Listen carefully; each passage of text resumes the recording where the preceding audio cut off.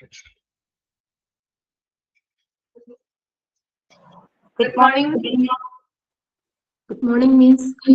Good morning, Miss. Good morning.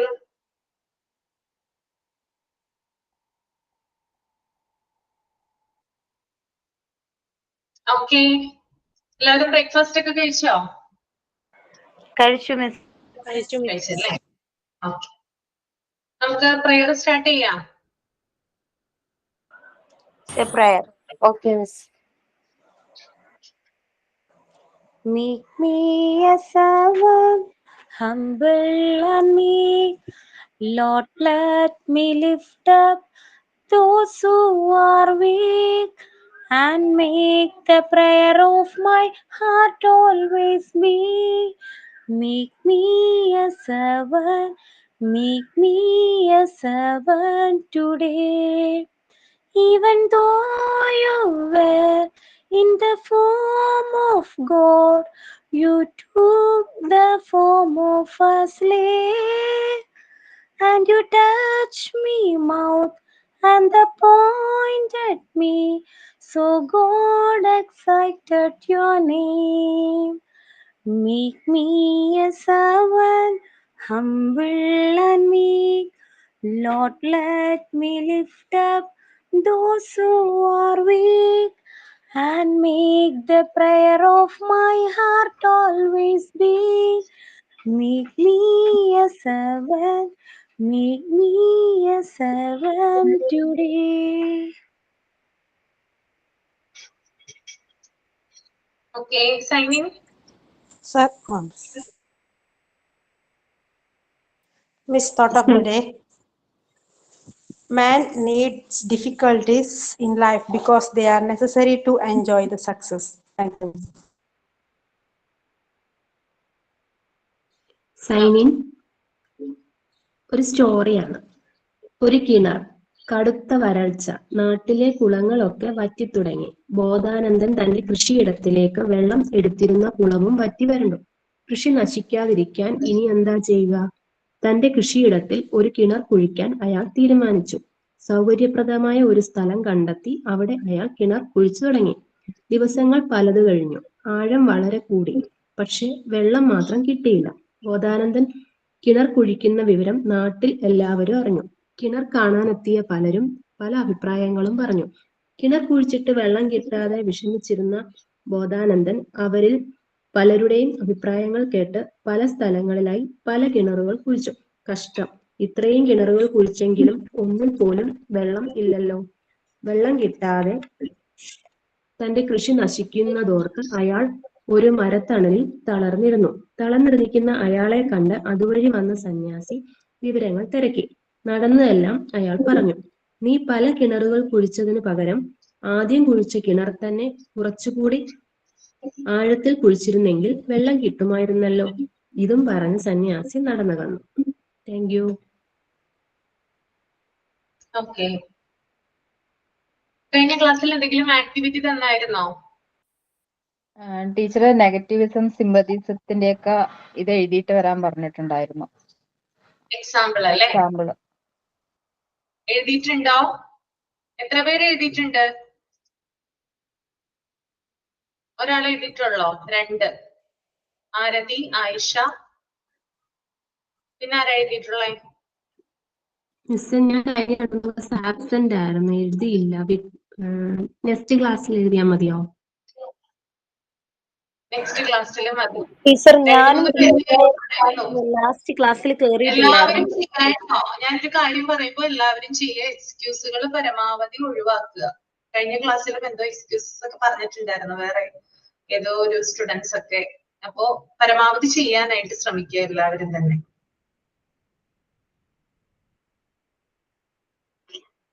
സമിത അടുത്ത ക്ലാസ്സിൽ ചെയ്യോ? ചെയ്യാം മിസ്സേ. Okay okay.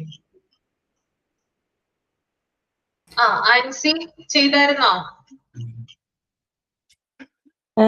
ടീച്ചർ, ഞാനും കഴിഞ്ഞ ക്ലാസ്സിൽ കേറിയില്ലായിരുന്നു. ഞാൻ നെക്സ്റ്റ് ക്ലാസ്സിൽ പറഞ്ഞാൽ മതിയോ ടീച്ചർ? മതി മതി. ഓക്കെ. മാം ഞാൻ ജസ്റ്റ് എഴുതി ഒന്ന് വായിച്ചാൽ മതി. എനിക്കും I was absent ma'am last class. അപ്പം എങ്ങനെയാണെന്ന് അറിയത്തില്ല. Okay okay.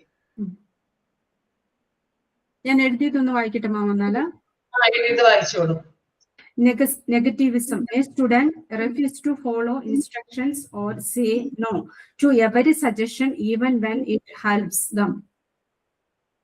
General ആയിട്ട് മതിയോ പേഴ്സണലൈസ് ചെയ്യണോ മാം അത്? Next is sympathy. Academic failure. A student who fails an exam might highlight a minor cold or a busy weekend to classmates to gain sympathy for their poor result. Withdrawal. Nicotine withdrawals result in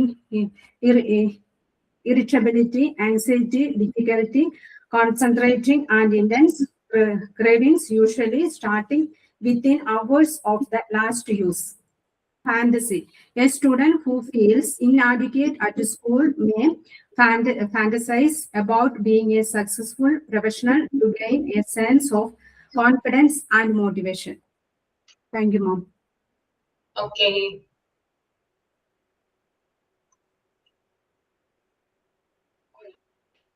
Then next one, read ചെയ്തോളൂ ട്ടോ.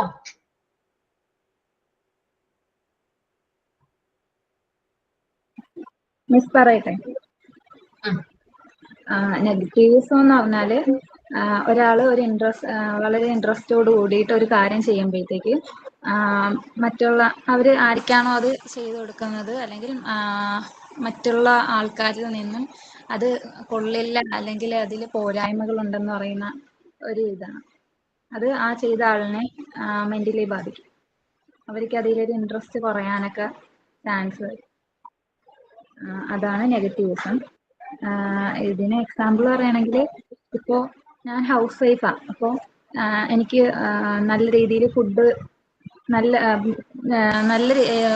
കുറവുകളൊന്നും ഇല്ലാതെ ചെയ്യാൻ വേണ്ടിയിട്ട് എനിക്ക് ബുദ്ധിമുട്ടായിരിക്കും. എല്ലാ സമയവും ഒരുപോലെ വരണമെന്നില്ല. അപ്പോൾ അതിൽ എന്തെങ്കിലുമൊക്കെ വ്യത്യാസങ്ങൾ വരെ അല്ലെങ്കിൽ ഞാൻ ഏറ്റവും ഇൻട്രസ്റ്റോടുകൂടി ചെയ്യുന്നതിൽ ചെയ്തു കൊടുക്കുമ്പോൾ അതിൽ എന്തെങ്കിലും ഫോൾട്ട് ഉള്ളതായിട്ട് പറയാറുണ്ട്. അപ്പോൾ അതെനിക്ക് അടുത്ത സമയം പുതിയ ഡിഷുകളൊക്കെ ട്രൈ ചെയ്യാൻ വേണ്ടിയിട്ട് ഒരു ബുദ്ധിമുട്ടുണ്ടാകാറുണ്ട്. അത് നെഗറ്റീവ്സത്തിൽ പറയാം. പിന്നെ സിമ്പതിസം എന്ന് പറഞ്ഞാൽ ഇപ്പോൾ നമുക്ക് എന്തെങ്കിലും ഒരു പ്രശ്നം വരികയോ അല്ലെങ്കിൽ എന്തെങ്കിലും ഒരു ബുദ്ധിമുട്ടുകൾ നേരിടേണ്ട ടൈം വരുമ്പോഴത്തേക്ക് നമ്മൾ ഇമോഷണലി ആ പ്രശ്നം നേരിട്ട് പരിഹരിക്കാതെ ഇമോഷണലി നമ്മൾ അതിൽ നിന്ന് ഒഴിഞ്ഞു മാറുക, അങ്ങനെ പറയാം. അതിന് എക്സാമ്പിൾ പറയുകയാണെങ്കിൽ എൻ്റെ മോള് ഇച്ചിരി കുസൃതിയുള്ള കുട്ടിയാണ്. അപ്പോൾ അവൾ എന്തെങ്കിലുമൊക്കെ കുരുത്തക്കേടുകൾ കാണിക്കുമ്പോൾ ഞാൻ കൈയോടെ പിടിക്കുകയാണെങ്കിൽ അവൾ അടി കൊള്ളും മുന്നേ തന്നെ വന്ന് സോറി പറയുകയും നമ്മൾ ഇമോഷണലി ഇതാക്കും, മാറ്റാൻ ശ്രമിക്കും. നമുക്ക് നമ്മളുടെ ആ സമയത്തുള്ള ഇമോഷൻസ് എല്ലാം മാറ്റാൻ ശ്രമിക്കും. അപ്പം നമ്മൾ അവളെ അടിക്കൂലല്ലോ. അങ്ങനെ ആ പ്രശ്നത്തിൽ നമ്മൾ രക്ഷപ്പെടാൻ ശ്രമിക്കാറുണ്ട്. പിന്നെ വിഡ്രോവൽ എന്ന് പറയുമ്പോഴത്തേക്ക് അത് ഇതുപോലെ തന്നെ എന്തെങ്കിലും ഒരു ബുദ്ധിമുട്ട് വരുമ്പോഴത്തേക്ക് അത് നമ്മൾ അതിലേക്ക് കണക്ട് ആവാൻ ശ്രമിക്കത്തില്ല. പകരം നമ്മൾ വേറൊരു കാര്യത്തിൽ എൻഗേജ്ഡ് ആയിട്ട് മറ്റേ സംഭവത്തിനെ മറന്നു കളയാൻ ശ്രമിക്കുക, അല്ലെങ്കിൽ അതിൽ നിന്ന് രക്ഷപ്പെടാൻ പോകും. അതിന് എക്സാമ്പിൾ പറയുകയാണെങ്കിൽ എനിക്ക് ആക്സിഡന്റിൽ ഈ സ്പോട്ടിൽ മരിക്കുകയൊക്കെ ചെയ്യുന്ന അങ്ങനത്തെ സ്ഥലങ്ങളിൽ പോകാൻ വേണ്ടിയിട്ട് ബുദ്ധിമുട്ടാണ്. കാരണം എന്താണെന്ന് വെച്ചാൽ എനിക്ക് രാത്രി സമയങ്ങളിലൊക്കെ അതെനിക്ക് ഭയങ്കര ബുദ്ധിമുട്ടാണ്. ഉറങ്ങാനൊക്കെ വലിയ ബുദ്ധിമുട്ടായിരിക്കും. അതുകൊണ്ട് ഞാൻ സ്പോട്ടിൽ മരിക്കുക അല്ലെങ്കിൽ റോഡിൽ ഞാൻ ബ്ലഡ് അങ്ങനെയൊക്കെ ആയി കിടക്കുന്ന സ്ഥലങ്ങളിലൊക്കെ പോവാറില്ല.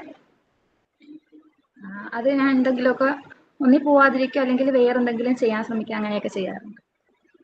പിന്നെ ഫാന്റസി എന്ന് പറയുമ്പോഴത്തേക്ക് എന്തെങ്കിലുമൊക്കെ ബുദ്ധിമുട്ടുകൾ വരെ അല്ലെങ്കിൽ എന്തെങ്കിലുമൊക്കെ പ്രശ്നം വരുമ്പോഴത്തേക്ക് മനസ്സിനെ ഓരോന്ന് അത് മനസ്സിൽ നേരിട്ട് ആ ബുദ്ധിമുട്ടിനെ പരിഹരിക്കാൻ ശ്രമിക്കത്തില്ല. പക്ഷെ മനസ്സിനെ വേറെ എന്തെങ്കിലും കാര്യങ്ങൾ പറഞ്ഞിട്ട് അല്ലെങ്കിൽ വേറെ എന്തെങ്കിലുമൊക്കെ കാര്യങ്ങളിലേക്ക് തിരിച്ചിട്ട് മനസ്സിനെ റിലാക്സ് ചെയ്യാൻ ശ്രമിക്കും. അതാണ്. ഓക്കെ. നെക്സ്റ്റ് ആരാണ് റീഡ് ചെയ്യുന്നത്? ഞാൻ പറയാം. ഇതിന്റെ എക്സാമ്പിൾ മാം അന്ന് എക്സ്പ്ലെയിൻ ചെയ്തായിരുന്നു. ഇത് നമ്മളുടേതായ രീതിയിൽ എഴുതിയതാണ് പറയുന്നത്.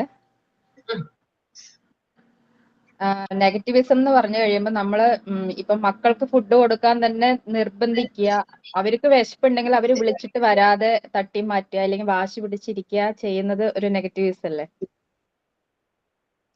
നെഗറ്റീവിസം നിഷേധിക്കുക എന്ന് പറയും അല്ലേ? നിഷേധിക്കുന്നത്. പിന്നെ സിമ്പതീസ് എന്ന് പറയുമ്പോൾ നമ്മൾക്കൊരു ചെറിയൊരു അസുഖം, ഒരു തലവേദന ഉണ്ടാവുള്ളൂ, പക്ഷെ നമ്മൾ അത് മറ്റുള്ളവരോട് സംസാരിക്കുന്ന സമയത്ത് എനിക്ക് വലിയ അസുഖമായിരുന്നു, ഞാൻ 2 ദിവസമായിട്ട് ഒട്ടും വയ്യായിരുന്നു എന്നൊക്കെ പറഞ്ഞിട്ട് അവരുടെ അറ്റൻഷനും സിമ്പതീസും പിടിച്ചു പറ്റുന്നത്. പിന്നെ വിത്ഡ്രോവൽ എന്ന് പറയുമ്പോൾ നമ്മൾ ജോലി സ്ഥലത്തോ വീട്ടിലോ വലിയ പ്രശ്നങ്ങൾ ഉണ്ടാകുമ്പോൾ അത് മറ്റുള്ളവരോട് സംസാരിക്കാതെ മുറിയിൽ അടച്ചിരിക്കുകയോ അല്ലെങ്കിൽ ആൾക്കൂട്ടത്തിൽ നിന്ന് വിട്ടു നിൽക്കുകയോ ചെയ്യുന്നത്. പിന്നെ ഫാന്റസി ഓർ ഡേ ഡ്രീമിംഗ് എന്ന് പറയുമ്പോൾ നമുക്ക് സാമൂഹ്യ സാഹചര്യങ്ങളിൽ ഭയം അനുഭവപ്പെടുക, ഇല്ലെങ്കിൽ നമുക്ക് കറക്റ്റ് ആയിട്ടൊരു വരുമാനമൊന്നും ഇല്ലെങ്കിലും നമ്മൾക്ക് ഒത്തിരി വരുമാനം ഉണ്ട്, ഞാൻ നാളെ കാറ് വാങ്ങുന്നൊക്കെ ഉള്ള ഒരു ഭാവനാ ലോകത്ത് ജീവിക്കുക. പക്ഷെ അതിനുവേണ്ടി അധ്വാനിക്കുന്നില്ല, പക്ഷെ ഭാവനയിൽ ജീവിക്കുന്നു, എനിക്ക് അതുണ്ട് ഇതുണ്ട് എന്നുള്ളൊരു ഭാവനാ ലോകത്ത് ജീവിക്കുക, ഞാൻ നല്ല രീതിയിൽ ഹൈഫൈ ആണെന്നൊക്കെ ഉള്ള ഒരു മെന്റാലിറ്റിയിൽ മുന്നോട്ട് പോകുന്നു. കറക്റ്റ് ആണോന്ന് അറിയാം അവിടെ. ഓക്കെ. ഇനി ആരാണ്? ഇനി ആരെങ്കിലും ഉണ്ടോ റീഡ് ചെയ്യാനായിട്ട്?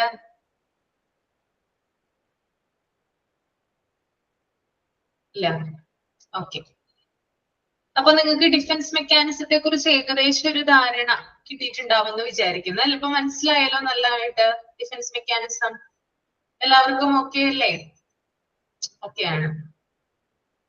അപ്പൊ ഇനി നമുക്ക് അടുത്ത ചാപ്റ്ററിലോട്ട് മൂവ് ഓൺ ചെയ്യാം. അടുത്ത ചാപ്റ്റർ എന്ന് പറഞ്ഞാല് ചാപ്റ്റർ 10 ആണ്, ഇൻഡിവിജ്വൽ ഡിഫറൻസ്.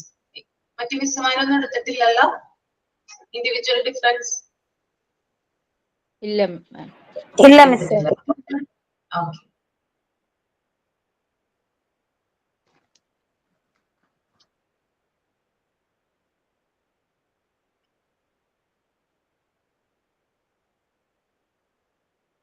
ഇൻഡിവിജ്വൽ ഡിഫറൻസിന്റെ ആ ഫസ്റ്റ് ഇൻട്രൊഡക്ഷൻ ഒന്ന് നിങ്ങൾ റീഡ് ചെയ്തോളൂ കേട്ടോ. റീഡ് ചെയ്തതിന് ശേഷം തമ്പ് ചെയ്യാം.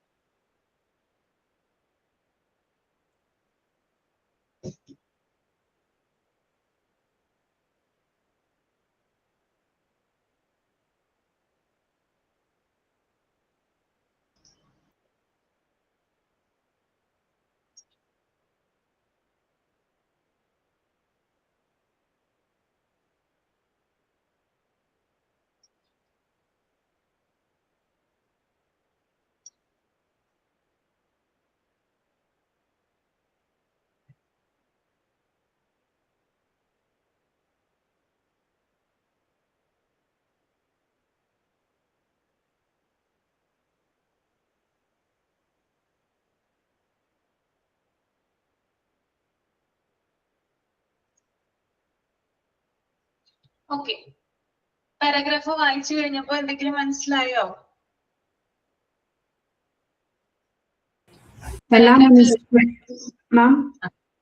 എല്ലാ മനുഷ്യരും ഒരാളിൽ നിന്ന് ഒരാൾ വ്യത്യസ്തരായിരിക്കും. ഈവൻ ഐഡന്റിക്കൽ ട്വിൻസ് വരെ അവരുടെ എല്ലാ പ്രവൃത്തിയിലും ഇന്റലിജൻസിലും ആറ്റിറ്റ്യൂഡിലും ഇൻട്രസ്റ്റിലും എല്ലാം വ്യത്യാസം ഉണ്ടായിരിക്കും. എല്ലാവർക്കും അവരവരുടേതായ ഒരു സ്വഭാവവും മറ്റു കാര്യങ്ങളും, എല്ലാ മനുഷ്യരും ഓരോരുത്തരും എല്ലാവരിൽ നിന്ന് വ്യത്യസ്തരായിരിക്കും എല്ലാ കാര്യത്തിലും. അങ്ങനെ തന്നെയാണോ? ജിൻസ് പറഞ്ഞ പോലെ തന്നെയാണോ നിങ്ങളുടെ അഭിപ്രായം? പാരഗ്രാഫ് റീഡ് ചെയ്തതിന് ശേഷം ആണ് അല്ലേ? ഓക്കെ, അപ്പൊ ഞാൻ പാരഗ്രാഫ് ഒന്ന് റീഡ് ചെയ്യാം. It is an unquestionable fact that human beings resemble each other in certain aspects, but they are not exactly alike in all respects. No two individuals are similar, not even identical twins. Individuals differ in their intelligence, aptitude, interest, attitude, and other personality traits. These disparities between individuals that separate them from one another and make one as a distinctive individual in oneself are termed as individual difference. അതായത് നമുക്കറിയാം, മനുഷ്യരെന്ന് പറയുമ്പോൾ ചില കാര്യങ്ങളിൽ ഒരുപോലെയാണ് ഉണ്ടാവുക. Okay, ചില കാര്യങ്ങളിൽ അവർ similar ആയിരിക്കും, എന്നാൽ അതിൽ തന്നെ ചില വ്യത്യാസങ്ങൾ ഉണ്ടാവും എന്നാ പറയുന്നത്. ഓക്കെ, മനുഷ്യർ ചില കാര്യങ്ങളിൽ ഒരുപോലെയാണെങ്കിലും എല്ലാ കാര്യങ്ങളിലും ഒരുപോലെയല്ല, അല്ലെ? ഇപ്പൊ സിമിലർ ആയിട്ട് നമ്മൾക്ക് ഇപ്പൊ നിങ്ങളും ഞാനും എന്താണ് സിമിലാരിറ്റി നമ്മൾക്കുള്ളത്? ഒന്ന് ചിന്തിച്ചു നോക്കി, എന്താണ് സിമിലാരിറ്റി ഉള്ളത്? ഗേൾ ആണ്. ആ, ഗേൾ ആണ്. ഓക്കെ, പിന്നെ കണ്ണുണ്ട്, മൂക്കുണ്ട്, അല്ലെ? ഹെയർ ഉണ്ട്, പല്ലുണ്ട്, ഇല്ലേ? എനിക്കുള്ള പോലെ തന്നെയല്ലേ നിങ്ങൾക്കും ഉള്ളത്? ആണോ? എല്ലാവർക്കും കണ്ണും മൂക്കും ചുണ്ടും പല്ലും മുടിയും ഒക്കെ ഉണ്ടല്ലേ? അതുപോലെ തന്നെ എന്താ പറയാ, സ്കിന്ന്, അതുപോലെ തന്നെ നെയില്, കാല്, കൈ, കഴുത്ത്, ഇതൊക്കെ എനിക്കുള്ളത് പോലെ തന്നെയാണ് നിങ്ങൾക്കുള്ളത്. പക്ഷെ അതിൽ തന്നെ ചില വ്യത്യാസങ്ങൾ ഉണ്ടാകാം എന്ന് പറയുന്നത് ശരിയല്ലേ? ചില വ്യത്യാസങ്ങൾ ഉണ്ടാവില്ലേ? കണ്ണുണ്ടെങ്കിൽ കൂടി എന്റെ കണ്ണ് പോലെ ആയിരിക്കില്ലേ നിങ്ങളുടെ കണ്ണെന്ന് പറയുന്നത്. എനിക്കുള്ള മുടി ആയിരിക്കില്ല നിങ്ങൾക്കുള്ള മുടി, അല്ലെ? ചിലപ്പോ ഹെയർ കൂടുതൽ ഉണ്ടാവാം, അല്ലെങ്കിൽ ഹെയർ കുറവുണ്ടാകാം. ഓക്കെ, അതുപോലെ തന്നെ പല്ലില് വ്യത്യാസം ഉണ്ടാവും.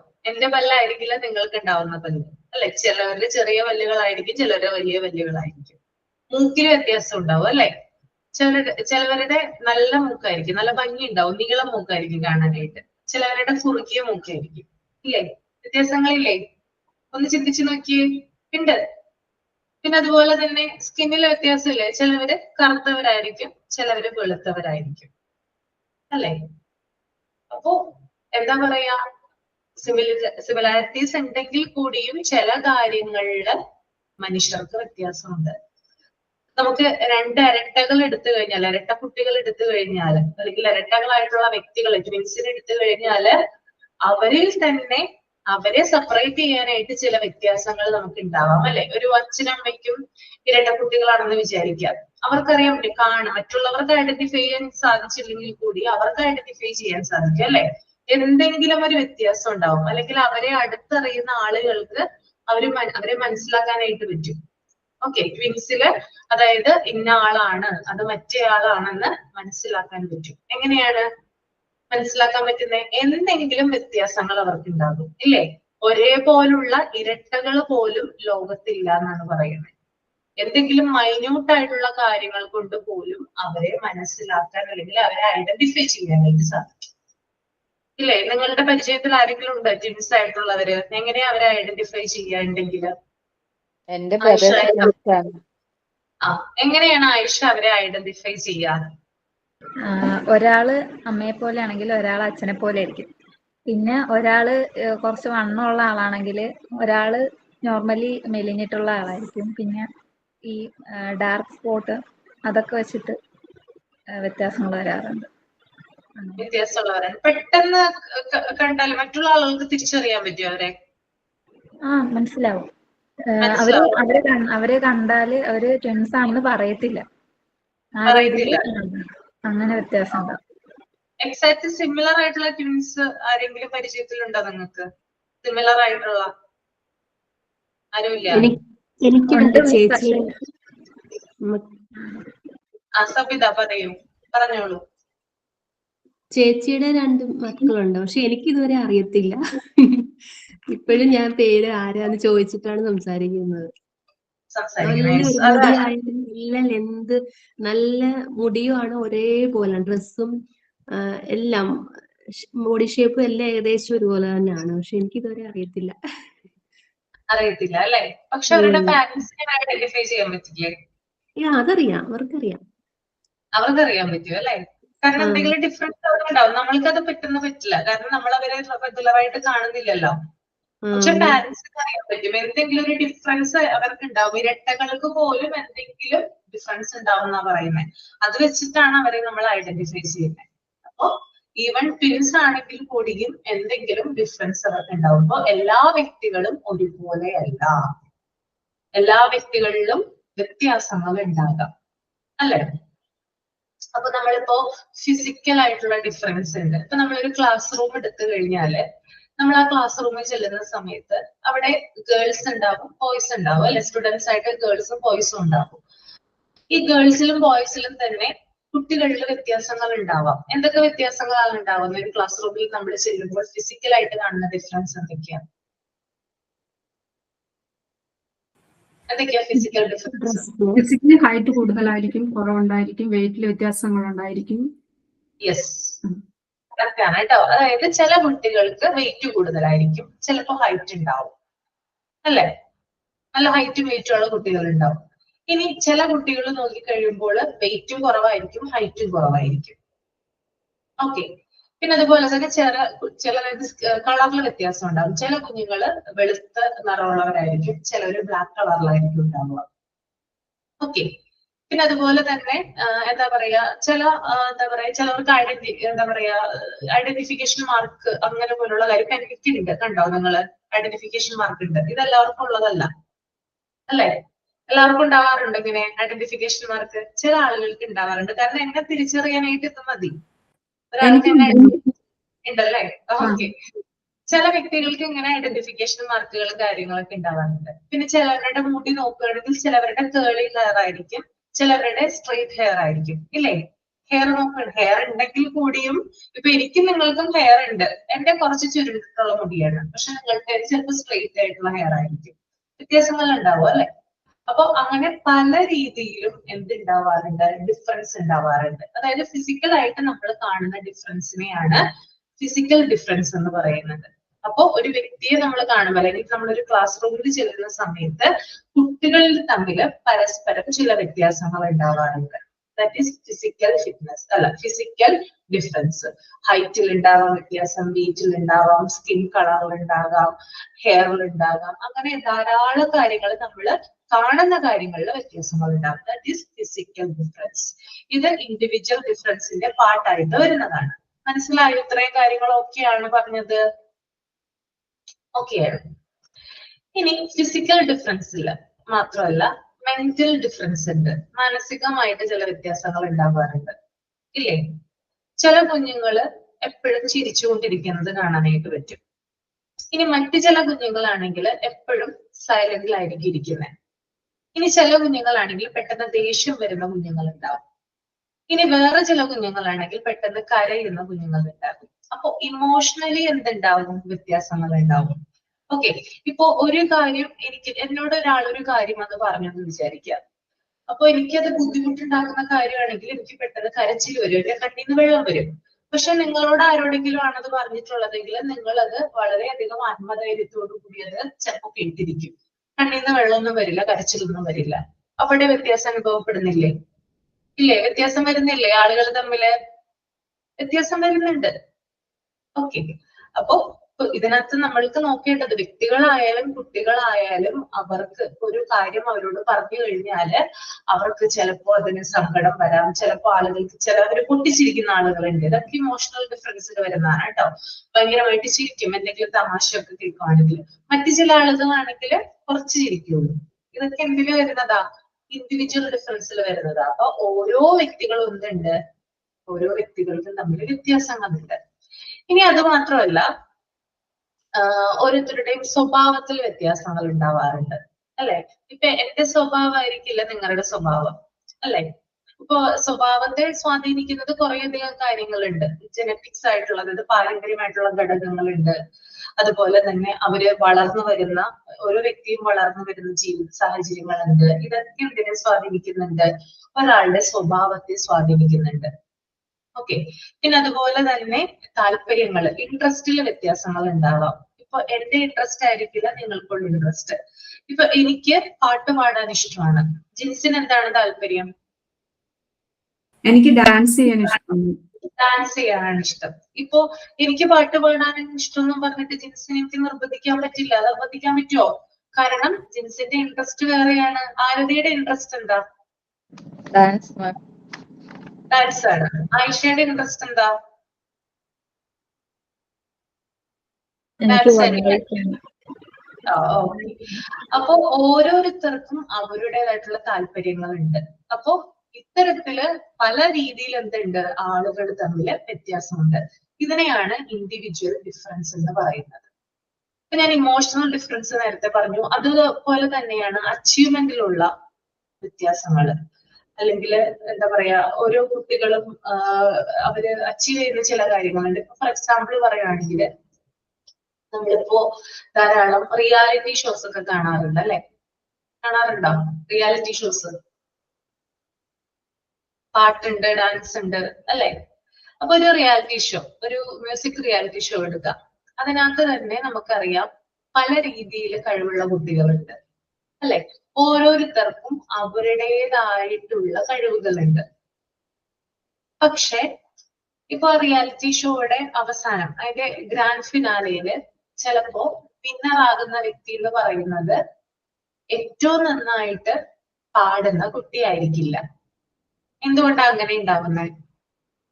അങ്ങനെ നിങ്ങൾക്ക് തോന്നിയിട്ടുണ്ടോ എപ്പോഴെങ്കിലും? നമ്മൾ എങ്ങനെ ചിന്തിക്കും, ചിലപ്പോ അവര് നമ്മൾ പ്രതീക്ഷിച്ച ആളായിരിക്കില്ല ചിലപ്പോ വിന്നർ ആയിട്ട് വരിക, ഇല്ലേ? അങ്ങനെ ഉണ്ടാവാറില്ലേ? എന്തുകൊണ്ടായിരിക്കും അങ്ങനെ വരുന്നേ? കാരണം ആ സമയത്തെ ആ കുട്ടിയുടെ പെർഫോമൻസ് അനുസരിച്ചിട്ടാണ് വിന്നറെ സെലക്ട് ചെയ്യുന്നത്. എങ്ങനെയാണോ ആ സമയത്ത് ആ കുട്ടി പെർഫോം ചെയ്തത്, ചിലപ്പോൾ നല്ല രീതിയിൽ പാടുന്ന കുട്ടികൾ വേറെ ഉണ്ടാവും, പക്ഷെ പെർഫോമൻസ് ഈ കുട്ടിയുടേതായിരിക്കും മികച്ചതായിട്ട് നിൽക്കുന്നത്. അതുകൊണ്ട് ആ കുട്ടി വിന്നറായിരുന്നു. ഓക്കെ. പിന്നെ അതുപോലെ തന്നെ നമുക്ക് വേറെ എക്സാമ്പിൾ ആയിട്ട് കണക്ട് ചെയ്യാം. അതായത് അക്കാദമിക് തലത്തിൽ പഠിക്കുന്ന കുട്ടികളിൽ ചിലപ്പോ നന്നായിട്ട് പഠിക്കുന്ന കുട്ടികൾ ഉണ്ടാവും, നന്നായിട്ട് ഹാർഡ് വർക്ക് ചെയ്യുന്ന കുട്ടികളൊക്കെ ഉണ്ടാവാം. പക്ഷെ ഫസ്റ്റ് റാങ്ക് കിട്ടുന്നത് എപ്പോഴും ചിലപ്പോ നമ്മൾ പ്രതീക്ഷിക്കാത്തൊരു കുട്ടിക്കായിരിക്കാം. എന്തുകൊണ്ടാണ് അങ്ങനെ ഉണ്ടാവുന്നത്? കുറെ അറിവുണ്ട്, കുറെ നോളജ് ഉണ്ട്, എന്താണ് അവസാന നിമിഷത്തിൽ അവരുടെ പെർഫോമൻസ് അനുസരിച്ചിട്ടായിരിക്കും അവരവിടെ വിജയിക്കുന്നത്. ആ പരീക്ഷ സമയത്ത് എങ്ങനെയാണ് അവർ പെർഫോം ചെയ്യുന്നത് അതിനനുസരിച്ചിട്ടാണ് എന്ത് ചെയ്യുന്നത്, നമുക്ക് വിജയിക്കാനായിട്ട് പറ്റുള്ളൂ അല്ലെ? ഓക്കെ. അപ്പൊ കുറെ നോളജ് ഉണ്ട്, കുറെ അറിവുണ്ട്, കുറെ പുസ്തകങ്ങൾ വായിക്കും, കുറെ ഹാർഡ് വർക്ക് ചെയ്യുമെന്ന് വിചാരിച്ചിട്ട് ചിലപ്പോ നമുക്ക് ആ പരീക്ഷ സമയത്ത് നന്നായിട്ട് പെർഫോം ചെയ്യാനായിട്ട് സാധിച്ചില്ലെന്ന് വരും. അപ്പൊ എല്ലാവർക്കും ഫസ്റ്റ് റാങ്ക് കിട്ടില്ല, അതും ഒരു സത്യമാണ് അല്ലെ? കുറെ പേരുണ്ടെങ്കിൽ അതിനകത്ത് ഒരാൾക്ക് മാത്രം അവകാശപ്പെട്ടതാണ് എന്ത്, ഫസ്റ്റ് റാങ്ക് എന്ന് പറയുന്നത് അല്ലെ? അപ്പോ ഇത്തരത്തില് എന്തുണ്ടാവാറുണ്ട്, വ്യത്യാസങ്ങൾ ഉണ്ടാവാറുണ്ട്. പിന്നെ അതുപോലെ തന്നെ വേറൊരു കാര്യം പറയുവാണെങ്കിൽ നമ്മുടെ, അതായത് ഈ ഞാൻ നേരത്തെ ജനറ്റിക്സ്, അതായത് പാരമ്പര്യവുമായി ബന്ധപ്പെട്ട കാര്യങ്ങൾ പറഞ്ഞിട്ടുണ്ടായിരുന്നു. ഇപ്പൊ ഒരു വീട്ടിൽ തന്നെ 2-3 മക്കൾ ഉണ്ടെങ്കിൽ അവരിൽ തന്നെ ചില വ്യത്യാസങ്ങൾ ഉണ്ടാകും, ഇല്ലേ? നിങ്ങൾക്ക് അറിയാൻ പറ്റുമല്ലോ, നിങ്ങളുടെ മക്കളെ തന്നെ ഒന്ന് നോട്ട് ചെയ്താൽ മതി. 2 പേരും ഒരുപോലെയാണോ? 2 പേര് അല്ലെങ്കിൽ 3 പേരുണ്ടെങ്കിൽ ഒരുപോലെയാണോ ഉണ്ടാവുക മക്കള്? അല്ല. വ്യത്യാസം എന്താണെന്ന് പറയാമോ ഓരോരുത്തരായിട്ട്? നിങ്ങളുടെ മക്കളിൽ കാണുന്ന ഡിഫറൻസ് ആണ് ഞാൻ ചോദിച്ചത് കേട്ടോ. നമ്രത പറയൂ. ആ മിസ്, എനിക്ക് 3 പേരുണ്ട്. അതില് മൂത്ത ആൾക്ക് ഭയങ്കര ദേഷ്യം, മിഡിൽത്തെ ആള് അതുപോലെ തന്നെ, പക്ഷെ ചെറിയ താഴെയുള്ള ആൾക്കാർ അങ്ങനെയല്ല. പിന്നെ മിഡിൽത്തെ ആള് നല്ല പഠിക്കും, അവനെ തന്നെ എല്ലാം പഠിച്ച് മാർക്ക് സ്കോർ ചെയ്യും. പക്ഷെ ചെറിയ ആൾ അങ്ങനെയല്ല, കുറച്ച് ക്യാച്ച് ചെയ്യുന്നൊക്കെ സ്ലോ ആണ്. പറഞ്ഞു കൊടുത്താൽ തന്നെ പെട്ടെന്ന് മനസ്സിലാവില്ല. മൂത്ത ആളും പഠിക്കും, മിഡിൽത്തെ ആളും പഠിക്കും, താഴെയുള്ള ആള് പഠിക്കൂല. പിന്നെ മിഡിൽത്തെ ആള് എന്നെ പോലെ വരയ്ക്കും നല്ലായിട്ട്, ഡ്രോയിങ് ആർട്ടൊക്കെ. പിന്നെ ചെറിയ ആൾക്ക് ഒന്നിലും താല്പര്യമില്ല, ഒന്നും ചെയ്യാൻ താല്പര്യമില്ല. പിന്നെ മൂത്തയാള് ഡീസന്റ്, ഇങ്ങനെ സംസാരിക്കൊന്നുമില്ല കൂടുതൽ. പക്ഷെ ചെറിയ ആൾ അങ്ങനെയല്ല, നല്ലോണം സംസാരിക്കും, അടികൂടും, സംസാരിക്കും ഒക്കെ ചെയ്യും. അങ്ങനെ കുറെ ഡിഫറൻസ് ഉണ്ട്. കുറെ ഡിഫറൻസ് ഉണ്ട് അല്ലേ? ഓക്കെ, പിന്നെ വേറെ ആരെയാണ് പറയുന്നേ? ടീച്ചർ എനിക്ക് 2 കുഞ്ഞുങ്ങളാണ്. മൂത്ത ആള് നല്ല പഠിക്കും, ഡാൻസ് കളിക്കാനും എല്ലാത്തിനും നല്ല ആക്റ്റീവാണ്. അയാൾ എന്തിനു പോയാലും എല്ലാം പ്രൈസ് മേടിച്ചിട്ടേ വരുള്ളൂ. 4 വയസ്സേ ഉള്ളൂ. പക്ഷെ ഇളയ ആള്, അയാൾക്ക് 2 വയസ്സാണ്. ഇളയ ആള് സത്യം പറഞ്ഞാൽ അയാൾ സംസാരിക്കത്തില്ല, ഒന്നും ചെയ്യത്തില്ല. അപ്പൊ മൂത്ത ആളിൽ നിന്ന് നല്ല വ്യത്യാസമാണ് ഇളയാള്. പക്ഷെ എന്റെ മൂത്ത ആൾ ഈ സമയമൊക്കെ നല്ല സംസാരവും നല്ല ഇതുമാണ്. ഇപ്പോഴും മോന് കേൾവിയുടെ പ്രശ്നമുണ്ട്, സംസാരിക്കത്തുമില്ല. അപ്പൊ മൂത്ത ആളിൽ നിന്ന് മോൻ നല്ല ഒരു വ്യത്യാസമുള്ളതാണ്. കാരണം നമ്മൾ ഇത്രയും കാരണം സാധാരണ എന്ന് പറയുന്നത് നമ്മുടെ ഫാമിലിയിൽ നിന്ന് കിട്ടുന്നതാണെന്നാ പറയുന്നത്. പക്ഷെ നമ്മുടെ ഫാമിലിക്ക് ആർക്കും ഈ കേൾവിക്കുറവ്, സംസാരത്തിന്റെ ഇഷ്യൂസ് ഒന്നും വന്നിട്ടില്ല. എന്റെ ഇളയ മോൻ ഇതെല്ലാം ഉണ്ട്. പിന്നെ മോൻ ഫിസിക്കലി വളർച്ചയുള്ളയാണ്, മെന്റലി മോൻ ഡൗൺ ആണ്. മോന്റെ പ്രായത്തിന്റെ വളർച്ച മോനില്ല. അതുകൊണ്ടും കൂടെയാണ് ഞാൻ മെയിൻ ആയിട്ട് ഈ ഒരു കോഴ്സ് എടുത്ത് ചെയ്യുന്നത്. മൂത്ത മോളെല്ലാം നല്ല ആക്റ്റീവാണ്, മോളെല്ലാം ഇതാണ്. എന്റെ ഇളയ മോൻ ചേച്ചീനെ വിളിക്കുന്ന അമ്മ എന്നാണ്. നമ്മൾ എത്ര പറഞ്ഞു കൊടുത്താലും കുഞ്ഞ് അമ്മ അമ്മ അമ്മ എന്ന് എല്ലാരെയും അമ്മ എന്നാണ് വിളിക്കുന്നത്. ഇളയാള് നല്ല വ്യത്യാസമുണ്ട് മൂത്ത ആളിൽ നിന്ന്. വ്യത്യാസമുണ്ടല്ലേ? നല്ല വ്യത്യാസം. പിന്നെ നീ ആരാണ് പറയുന്നേ? ഞാൻ പറയാം മിസ്സേ. എനിക്ക് 2 പേരുണ്ട്. മൂത്തയാള് 4.5 വയസ്സും ഇളയാള് 2 വയസ്സാവാറാകുന്നേ ഉള്ളൂ.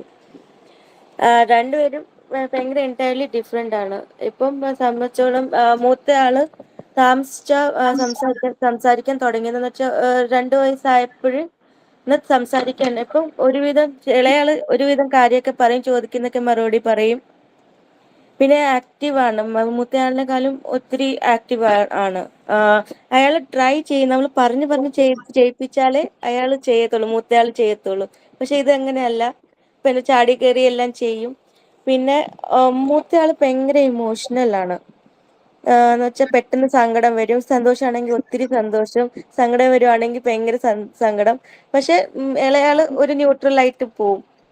ഹാപ്പി എങ്കിൽ ഹാപ്പി, സങ്കടമെങ്കിൽ സങ്കടം, അങ്ങനെ ഉള്ളു. പിന്നെ എല്ലാ കാര്യത്തിലും കുറച്ച് 2 പേരും ഡിഫറൻസ് ഉണ്ട്. സ്വന്തം മൂത്ത ആള് ആണെങ്കിൽ ആരെങ്കിലും ഹെൽപ്പ് ചെയ്താൽ ചെയ്യും. ഇളയാള് അങ്ങനെയല്ല, സ്വന്തമായിട്ട് എല്ലാം കാര്യം ഇൻഡിപെൻഡന്റ്, കുറച്ചൊക്കെ ചെയ്യാൻ പറ്റുന്നത് സ്വന്തമായിട്ട് ചെയ്യും. ഓക്കെ. ഓക്കെ, പിന്നെ നമ്മൾ ഈ സ്കൂളിലൊക്കെ പഠിക്കുന്ന കുട്ടികൾ കാണാറുണ്ട്, ചില കുട്ടികൾ എന്ന് പറഞ്ഞാൽ സ്പോർട്സിലൊക്കെ ഭയങ്കര ആക്റ്റീവ് ആയിരിക്കും അല്ലെ? സ്പോർട്സിൽ ആക്റ്റീവ് ആയിട്ടുള്ള കുട്ടികളെ കണ്ടിട്ടില്ലേ നമ്മള്? പക്ഷെ മറ്റു കുട്ടികൾ എന്ന് പറഞ്ഞാല് വേറെ ചിലപ്പോ എന്താ പറയാ, പഠിക്കുന്ന കാര്യത്തിൽ കൂടുതൽ ഇൻട്രസ്റ്റ് ഉണ്ടാകാം, വായിക്കുന്ന കാര്യത്തിൽ കൂടുതൽ ഇൻട്രസ്റ്റ് ഉണ്ടാകാം, അതുപോലെ തന്നെ ഡാൻസിൽ ഇൻട്രസ്റ്റ് ഉണ്ടാവാം, പാട്ടിൽ ഇൻട്രസ്റ്റ് ഉണ്ടാവാം. അപ്പൊ ഓരോരുത്തർക്കും എന്തുണ്ട്, ഇങ്ങനെ വ്യത്യാസങ്ങൾ കാണാനായിട്ട് പറ്റും.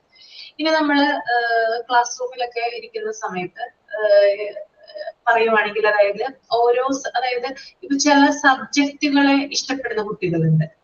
ഇപ്പൊ 2 വ്യക്തികൾ തമ്മിൽ സംസാരിക്കാന്ന് വിചാരിക്കുക, 2 കുട്ടികൾ തമ്മിൽ സംസാരിക്കുകയാണ്. അപ്പൊ അതിനകത്ത് ഒരു കുട്ടി പറയുവാണ്, സോഷ്യൽ സയൻസ് ഭയങ്കര പാടാണ്, എനിക്കത് പഠിച്ചെടുക്കാനേ പറ്റുന്നില്ല, ഭയങ്കര ബുദ്ധിമുട്ടാണ്, ഇത്രയും വൃത്തികെട്ട ഒരു വിഷയം ഞാൻ എന്റെ ജീവിതത്തിൽ കണ്ടിട്ടില്ലെന്ന് പറയാണ്.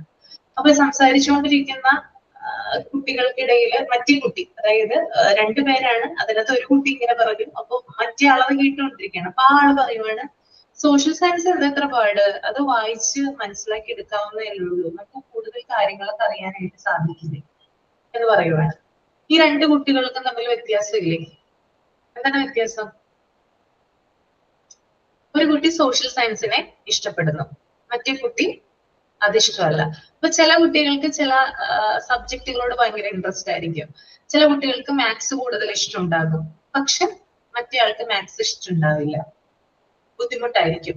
പിന്നെ ചില ആൾക്ക് ഹിന്ദി ഇഷ്ടമുണ്ടാകും, ചില ആളുകൾക്ക് ഇംഗ്ലീഷ് ആയിരിക്കും ഇഷ്ടം, ചില ആളുകൾക്ക് മലയാളം ആയിരിക്കും ഇഷ്ടം, ചില ആളുകൾക്ക് ബേസിക് സയൻസ് എക്സ്പെരിമെന്റ് ഒക്കെ ചെയ്യാനായിരിക്കും ഇഷ്ടം.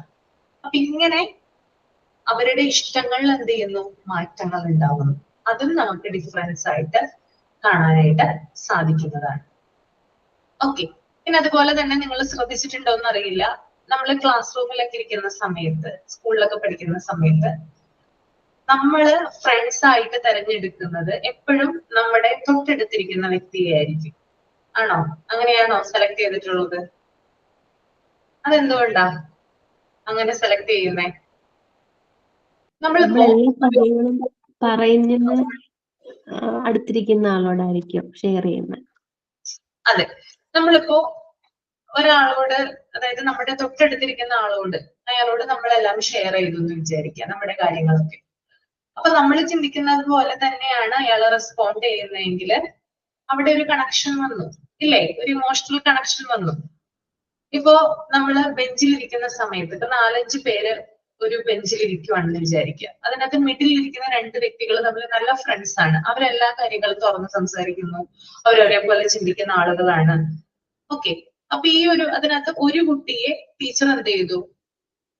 വേറെ സ്ഥലത്തേക്ക് മാറ്റിയിരുത്തി എന്ന് വിചാരിക്കുക. അപ്പൊ വേറെ സ്ഥലത്തേക്ക് മാറ്റിയിരുത്തിയപ്പോൾ അവിടെയുള്ള, അതായത് ആ സ്ഥലത്തിരിക്കുന്ന തൊട്ടടുത്തുള്ള ഒരു കുട്ടിയോട് ഈ മാറ്റിയ കുട്ടി എന്ത് പറഞ്ഞു? ഇതേപോലെ തന്നെ മുമ്പ് ആ ഫ്രണ്ടിനോട് പറഞ്ഞിരുന്ന കാര്യങ്ങൾ തന്നെ ഈ കുട്ടിയോട് പറഞ്ഞു. ഈ കുട്ടിയോട് പറയുന്ന സമയത്ത് ഈ കുട്ടി എന്ത് ചെയ്യുന്നില്ല? ഈ കുട്ടി മറ്റേ കുട്ടി വിചാരിക്കുന്നത് പോലെ റെസ്പോണ്ട് ചെയ്യുന്നില്ല. ഓക്കെ. അപ്പൊ ഈ കുട്ടി പറയുവാണ് ആ സബ്ജക്ട് കുറച്ച് പാടാണ്, അല്ലെങ്കിൽ അത് കുറച്ച് ബുദ്ധിമുട്ടുണ്ട്, ടീച്ചർ മര്യാദ പഠിപ്പിക്കുന്നില്ല എന്ന് പറഞ്ഞാൽ ഈ കുട്ടി പറയാണ്, റെസ്പോണ്ട് ചെയ്യുവാണ്, അത് നിന്റെ തോന്നലാണ്, നിനക്കറിയാൻ പാടില്ല എന്താണെന്ന് പറഞ്ഞു കഴിഞ്ഞാല് ഇയാൾ എന്താ ചിന്തിക്കുക? ഈ കുട്ടി എന്താ ചിന്തിക്കാം? ഇവന് നിന്റെ ഫ്രണ്ട് ആക്കാനായിട്ട് സാധിക്കില്ല. കാരണം എന്താ? ആ കുട്ടി വിചാരിച്ച പോലെയല്ല മറ്റേ കുട്ടി റെസ്പോണ്ട് ചെയ്യുന്നത്. അപ്പോ സെയിം, അതായത് ഇമോഷണലി കണക്ഷൻ വരുമ്പോഴാണ് എന്ത് ചെയ്യുന്നത്? നമ്മൾ ഫ്രണ്ട്സിനെ തെരഞ്ഞെടുക്കുക. അപ്പൊ നിങ്ങൾ തന്നെ ഒന്ന് ചിന്തിച്ചു നോക്കിയാൽ മതി, നിങ്ങളുടെ ഫ്രണ്ട് സർക്കിളിലുള്ള ആളുകൾ എന്ന് പറയുന്നത് നിങ്ങൾ ചിന്തിക്കുന്നത് പോലെ ചിന്തിക്കുന്ന ആളുകളായിരിക്കും. ആണോ? ഞാൻ പറഞ്ഞത് കറക്റ്റ് ആണോ? അല്ലാണ്ട് നമ്മളെ ഓപ്പോസിറ്റ് പറയുന്ന ആളായിരിക്കോ? ഒരിക്കലും അല്ല. നമ്മളെ പോലെ ചിന്തിക്കുകയും നമ്മളെ പോലെ തന്നെ പെരുമാറുകയൊക്കെ ചെയ്യുന്ന ആളുകളെയാണ് നമ്മൾ ഫ്രണ്ട്സ് ആയിട്ട് എപ്പോഴും ചൂസ് ചെയ്യുന്നത്. അതാണ് ഫ്രണ്ട്സ് എന്ന് പറയുന്നത്. ഓക്കെ. അപ്പൊ ഇത്തരത്തിൽ, അതായത് ചില വ്യത്യാസങ്ങള് അല്ലെങ്കിൽ ചില കാര്യങ്ങളൊക്കെ എന്ത് ചെയ്യാറുണ്ട്? മനുഷ്യന്റെ ജീവിതത്തിൽ സംഭവിക്കാറുണ്ട്. ഓക്കെ. അപ്പോ ഇതാണ് ആ ഇൻട്രൊഡക്ഷനിൽ പറയുന്നത്. ഇൻട്രൊഡക്ഷനിൽ കുറച്ച് കാര്യങ്ങൾ പറഞ്ഞോളൂ, ഞാനത് ഡീറ്റെയിൽ ആയിട്ട് നിങ്ങൾക്ക് മനസ്സിലാക്കി തന്നതാണ്. ഓക്കെ ആണോ? എല്ലാവർക്കും ക്ലിയർ ആയില്ലേ? ഓക്കെ. ഇനി നമുക്ക് അടുത്തതിലോട്ട് പോവാം. അതിനകത്ത് അതൊന്ന് വായിക്കാമോ ആരെങ്കിലും? നേച്ചർ ഓഫ് ഇൻഡിവിജ്വൽ ഡിഫറൻസില് individual difference are 1 of degree, not 1 of kind. അതൊന്ന് റീഡ് ചെയ്യാമോ? Individual difference are 1 of degree, not 1 of kind. All persons do have common human traits, but the amount and properties of such traits differ from person that leads to uniqueness of personality and behavior. So the concept of individual difference means to quantitative difference found among individuals in respect of a specific trait or various traits. Yes. എന്തെങ്കിലും മനസ്സിലായോ?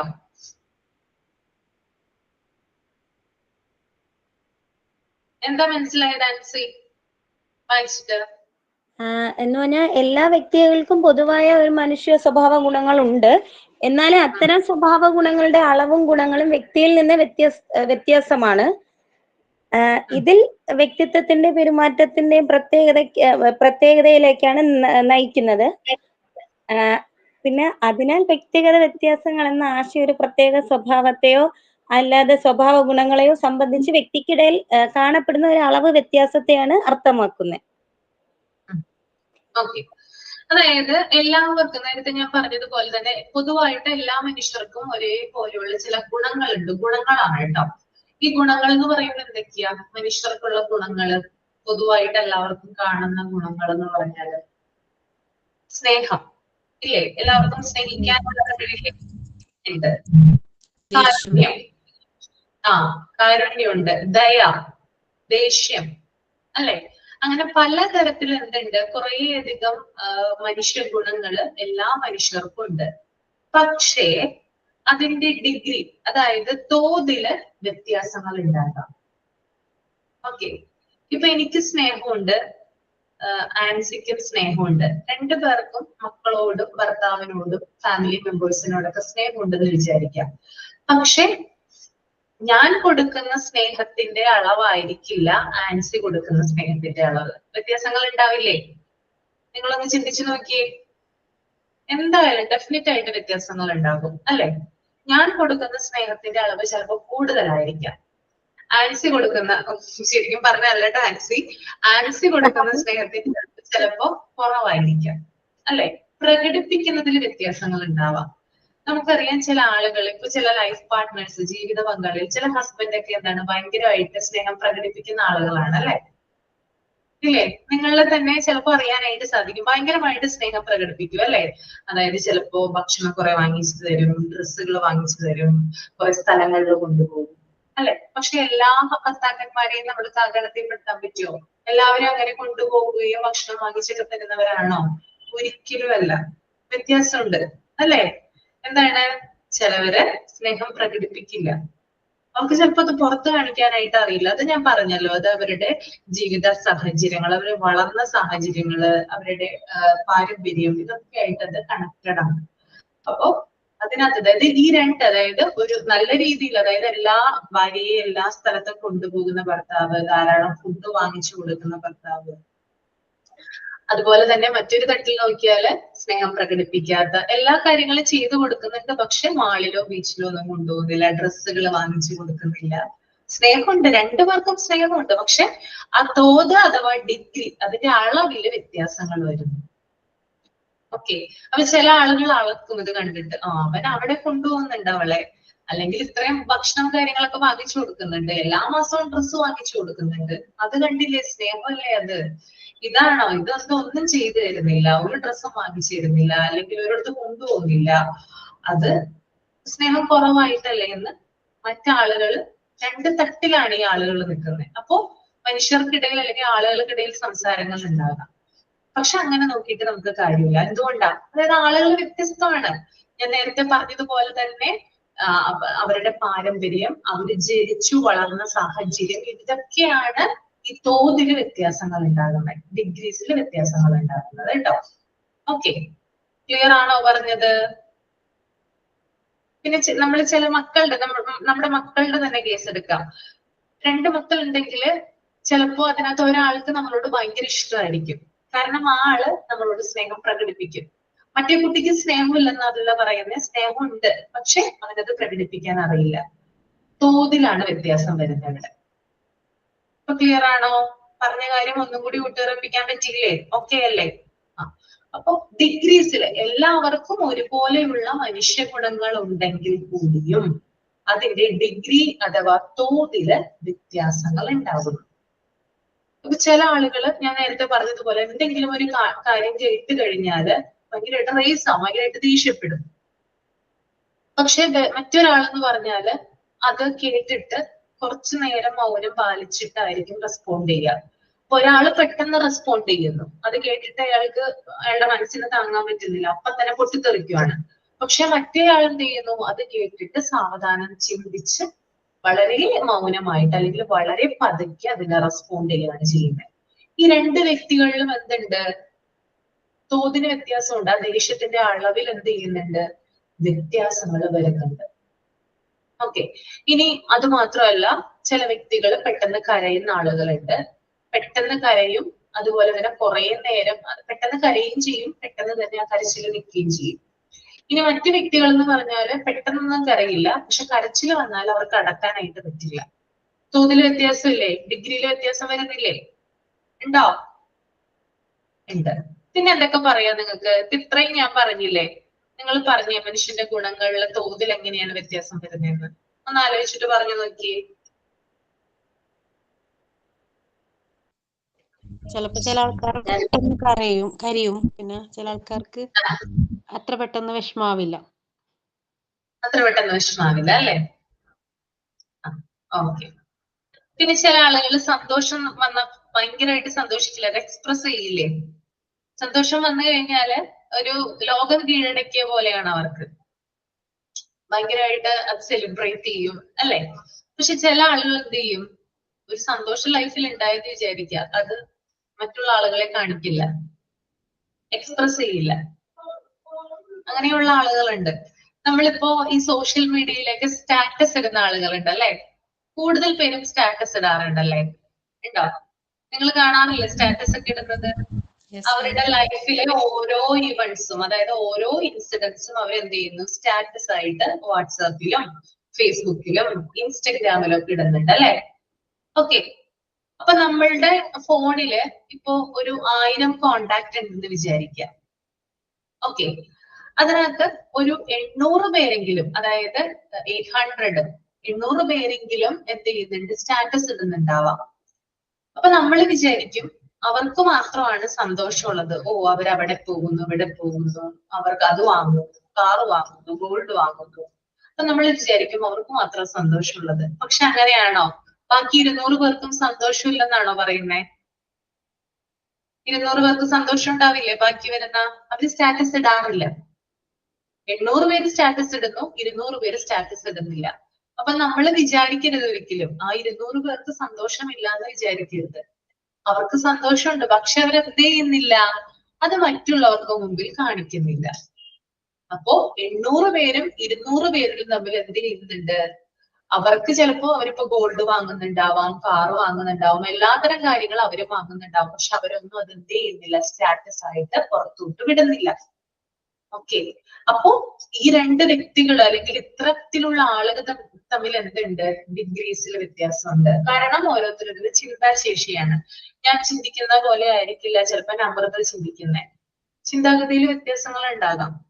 ഒരു കാര്യത്തെ കുറിച്ച് എന്തെങ്കിലും ഒരു അഭിപ്രായം എന്നോട് ചോദിച്ചു കഴിഞ്ഞാലും നമ്രതയോട് ചോദിച്ചു കഴിഞ്ഞാലും എന്റെയും നമ്രതയുടെയും ഒപ്പീനിയൻ വ്യത്യസ്തമായിരിക്കും. ഓക്കെ. പല രീതിയിലായിരിക്കും ഉണ്ടാവുക. ഇപ്പോ എന്റെ ക്ലാസ് ഇഷ്ടപ്പെടുന്ന കുട്ടികൾ ഇതിനകത്ത് ഉണ്ടാകും, ഇഷ്ടപ്പെടാത്ത കുട്ടികൾ ഉണ്ടാകും. രണ്ടും രണ്ടാണ് അല്ലെ? അതായത് ഓരോരുത്തരുടെയും മൈൻഡ്, തോട്ട് ഇതൊക്കെ അനുസരിച്ചിട്ടാണ് എന്ത് ചെയ്യുന്നത്, ഈ കാര്യങ്ങള് മാറ്റപ്പെടുന്നത്. ക്ലിയർ അല്ലേ? അപ്പോ ഡിഗ്രിയില് വ്യത്യാസം വരുന്നു കേട്ടോ. ഒരേപോലെയുള്ള ഗുണങ്ങൾ ഉണ്ടെങ്കിൽ ഡിഗ്രീസിൽ വ്യത്യാസം വരുന്നു. പിന്നെ വേറൊരു എക്സാമ്പിൾ കൂടി പറയാം. അതായത് എല്ലാവർക്കും ലൈഫിൽ ബുദ്ധിമുട്ടുകൾ ഉണ്ടാവാറുണ്ട് ഇല്ലേ? എല്ലാവരുടെയും ലൈഫിൽ ബുദ്ധിമുട്ടുകൾ ഉണ്ടാവാറുണ്ടാവും. നമ്മൾ ഡിഫൻസ് മെക്കാനിസത്തിൽ പഠിച്ചു, എന്തെങ്കിലും ലൈഫ് നല്ല രീതിയിൽ മുമ്പോട്ട് പോകുമ്പോഴായിരിക്കും എന്തുണ്ടാവുക, ബുദ്ധിമുട്ടുകൾ അനുഭവപ്പെടുക അല്ലെ?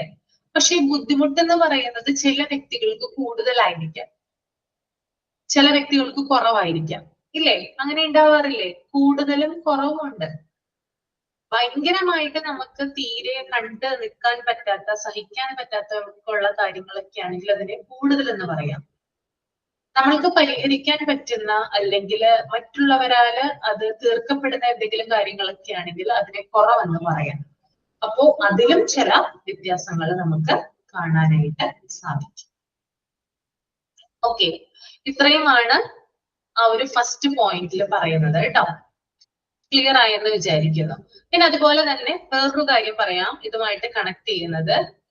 ഈ നോർമൽ ഡിസ്ട്രിബ്യൂഷൻ ഓഫ് ട്രേറ്റ്സ് എന്ന് പറയുന്ന ഒരു സംഭവം ഉണ്ട്.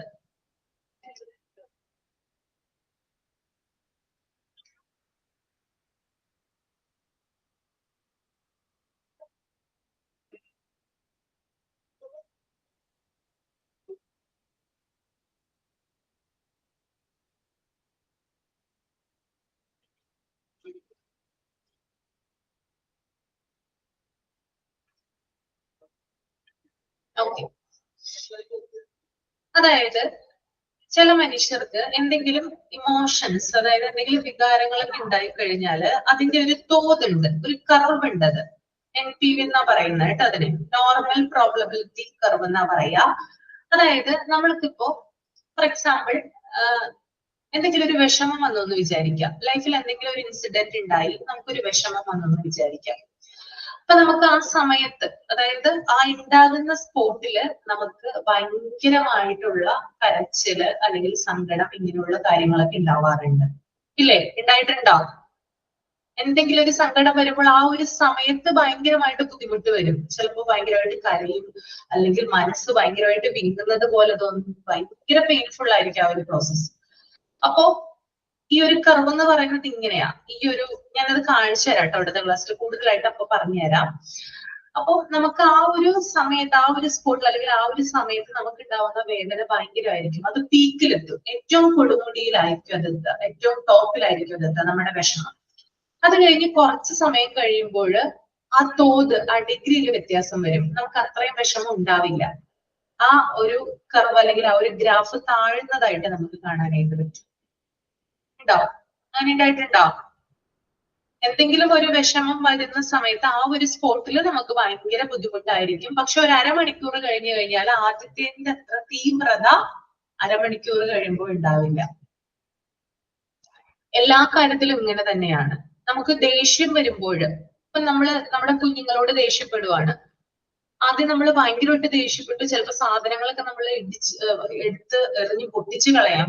ചിലപ്പോൾ കുഞ്ഞുങ്ങളോടുള്ള ദേഷ്യത്തിനോ അല്ലെങ്കിൽ ഭർത്താക്കന്മാരോടുള്ള ദേഷ്യത്തിനോ ഒക്കെ അങ്ങനെ ചെയ്യാം. പക്ഷെ ഇത്തിരി കഴിയുമ്പോഴാണ് അയ്യോ അത് ചെയ്യണ്ടായിരുന്നു. കാരണം എന്താ? അതിന്റെ തോത് കുറഞ്ഞു. ഓക്കെ, ഇതുപോലെ തന്നെയാണ് എല്ലാ കാര്യത്തിലും. അതായത് ആദ്യമായിട്ട് നമ്മൾക്ക് എന്തെങ്കിലും ഒരു കാര്യം കേൾക്കുമ്പോഴോ അല്ലെങ്കിൽ എന്തെങ്കിലും കാര്യം ചെയ്യുമ്പോഴോ നമുക്ക് ഉണ്ടാകുന്ന ആ ഒരു അളവ് അല്ലെങ്കിൽ അതിന്റെ ഒരു തീവ്രത എന്ന് പറയുന്നത് കുറച്ചു കഴിയുമ്പോൾ ഉണ്ടായെന്ന് വരില്ല. ഇത് ഇപ്പോ ജനുവരി 1 അതായത് ന്യൂ ഇയർ ആവുന്ന സമയത്ത് നമ്മൾ നമ്മുടെ ലൈഫിൽ കുറെ അധികം തീരുമാനങ്ങൾ എടുക്കും അല്ലെ. ജനുവരി 1 തുടങ്ങി ഇങ്ങനെ ആകണം, ഞാൻ ഇങ്ങനെ ചെയ്യാം, അങ്ങനെ ചെയ്യാം, കുറെ കാര്യങ്ങൾ എനിക്ക് മാറ്റാനുണ്ട് എന്റെ ലൈഫിൽ എന്നൊക്കെ പറഞ്ഞ് നമ്മൾ കുറെ തീരുമാനങ്ങൾ എടുക്കും. ജനുവരി 1ഉം 2ഉം അതായത് ജനുവരി 1-ാം തീയതിയും 2-ാം തീയതിയും നമ്മൾ അതേപോലെ കാര്യങ്ങൾ ചെയ്യും. ബാക്കി പിന്നീടുള്ള ദിവസം നമ്മളത് ചെയ്യൂ? ചെയ്യാറുണ്ടോ? അതിനകത്ത് വ്യത്യാസങ്ങൾ വരില്ലേ? ഇല്ല അല്ലെ? അപ്പൊ എന്താണ്? അതിന്റെ തീവ്രതയില് വ്യത്യാസങ്ങൾ വരുന്നു.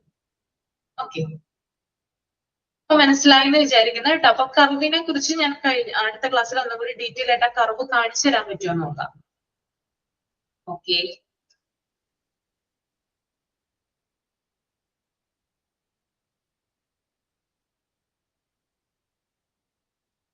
അപ്പോ നെക്സ്റ്റ് ക്ലാസ്സിൽ ഡിഫൻസ് മെക്കാനിസത്തെ കുറിച്ച് എഴുതാത്തവർ അടുത്ത ക്ലാസ്സിൽ എഴുതി കൊണ്ടുവരണം കേട്ടോ. ഓക്കെ, പിന്നെ നിങ്ങൾക്ക് മോക്ക് ടെസ്റ്റ് എന്തെങ്കിലും കിട്ടാനുണ്ടോ? ഡിഫൻസ് മെക്കാനിസത്തിന്റെ മോക്ക് ടെസ്റ്റ് കിട്ടിയോ? ഇല്ല ഇല്ല വേറെ എന്തെങ്കിലും കിട്ടാനുണ്ടോ? ഇല്ല, ടീച്ചറിന്റെ അത് മാത്രമേ കിട്ടാനുള്ളൂ. ബാക്കി ടീച്ചേഴ്സിന്റെ മാത്രമേ ഇനി കിട്ടാനുള്ളൂ. ടീച്ചറിന്റെ ഡിഫൻസ് മെക്കാനിസത്തിന് കിട്ടിയിട്ടില്ല. ബാക്കി ടീച്ചേഴ്സിന്റെ ചാപ്റ്റേഴ്സ് കിട്ടാനുണ്ടോ? ടീച്ചർ അപർണ മിസ്സിന്റെ ഒരു ചാപ്റ്റർ കിട്ടാനുണ്ടെന്നാണ് തോന്നുന്നത്. ഒരു കാര്യം അപർണ മിസ്സിന്റെ ഇനി പഠിപ്പിച്ചുകൊണ്ടിരിക്കുന്നത് കംപ്ലീറ്റ് ആയാലേ അപർണ മിസ്സിന്റെ തരാനുള്ളൂ. ജിഷ അപ്പൊ മിസ്സിന്റെ ടീച്ചറിന്റെ ഡിഫൻസ് മെക്കാനിസം മാത്രമേ ഉള്ളൂ. പിന്നെ ജിഷ മിസ്സിന്റെ ഉണ്ട്. ഉണ്ടല്ലേ? ആ, ഓക്കെ ഓക്കെ. ജിഷ മിസ്സിന്റെ എത്ര എണ്ണം ഉണ്ട്? ഞാൻ പറയാം മിസ്സിനോട്. ഏതൊക്കെയാണ്? ജിഷ മിസ്സിന്റെ mental health and hygiene part 1 ആ ഒരു ചാപ്റ്റർ ഉള്ളൂ. 2 ചാപ്റ്റർ മാം തന്നായിരുന്നു, ടീച്ചർ തന്നായിരുന്നു. ഇപ്പൊ സൈക്കോളജി ടീച്ചർ തുടങ്ങിയിട്ടേ ഉള്ളൂ. ഓക്കെ ഓക്കെ, പറഞ്ഞേക്കാം കേട്ടോ. ഓക്കെ, അപ്പൊ നമുക്ക് ഇനി എന്തായാലും അടുത്ത ക്ലാസ്സിൽ കണ്ടിന്യൂ ചെയ്യാം.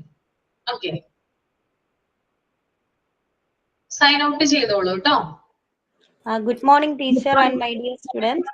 Today's section was really informative and easy to understand. I sincerely thank our teacher for explaining everything so clearly. Thank you to all my classmates for participating so actively. I appreciate everyone for making today's class meaningful. Thank you, teacher, and thank you, my dear students. Okay, thank you. Thank you ma'am. Next ക്ലാസ്സിൽ കാണാം കേട്ടോ. Okay.